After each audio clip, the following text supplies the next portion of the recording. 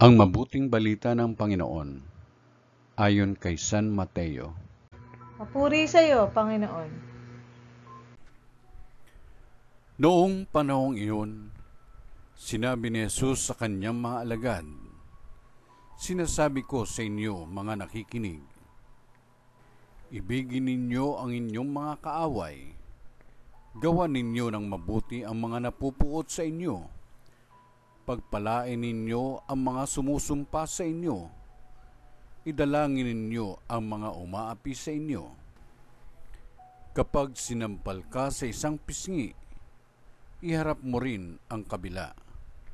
Kapag inaagaw ang iyong balabal, ibigay mo pati ang iyong baro.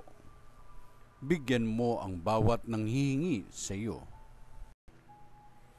At kung may kumuha sa iyong ari-arian, ay huwag mo nang bawiin pa ang mga iyon. Gawin ninyo sa iba ang ibig ninyong gawin nila sa inyo.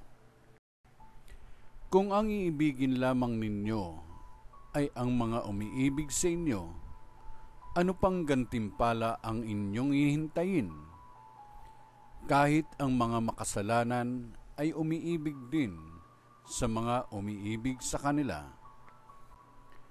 At kung ang gagawan lamang ninyo ng mabuti, ang gumagawa sa inyo ng mabuti, ano pang gantimpala ang inyong hihintayin?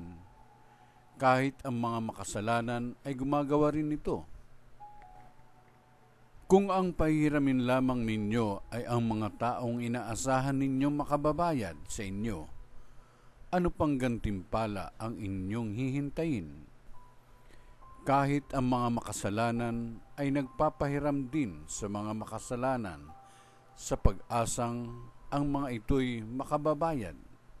Sa halip, ibigin ninyo ang inyong mga kaaway at gawan ninyo sila ng mabuti. Magpahiram kayo na hindi umaasa ng anumang kabayaran. Sa gayon, malaking gantimpala ang tatamuhin ninyo at kayo'y magiging mga anak ng kataas-taasan. Sapagkat siya'y mabuti sa masasama at sa mga hindi marunong tumanaw ng utang na loob. Maging mahabagin kayo, gaya ng inyong ama. Huwag kayong humatol at hindi kayo hahatulan ng Diyos. Huwag kayong magparusa at hindi kayo parurusahan ng Diyos. Magpatawad kayo sa inyong kapwa at patatawarin kayo ng Diyos. Magbigay kayo at bibigyan kayo ng Diyos. Hustong takal, siksik, liglig, at umaapaw pa ang ibibigay sa inyo, sapagkat ang takalang ginagamit ninyo sa iba ay siya ring gagamitin sa inyo. Ang mabuting balita ng Panginoon.